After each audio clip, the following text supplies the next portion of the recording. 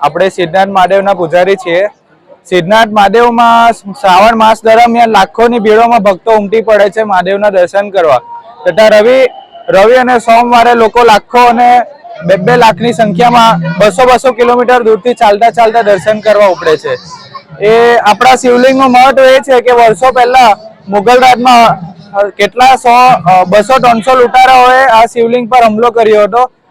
તે ઉપરાંત શિવલિંગ પર ઘણા ઘા કર્યા હતા। આ હુમલો રોકવા માટે મહાદેવ દાદાના ચમત્કારથી અંદરથી લાખો સંખ્યામાં ભમરા નીકળ્યા। એ ભમરામાં ઘણા આજે લૂંટેરા હતો એ લોકો ઘાયલ થયા અને ઈજાગ્રસ્ત થયા। એમ કરીને એ લોકોને ભગાવ્યા।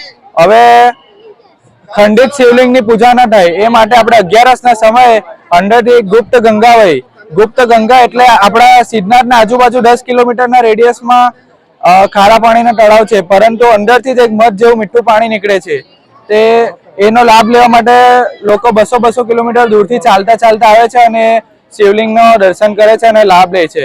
શ્રાવણ માસ દરમિયાન દર રવિવાર અને સોમવારે અલગ અલગ શણગાર કરવામાં આવે છે। આજે શ્રી કેદારનાથ ધામનો શણગાર કરવામાં આવ્યો છે।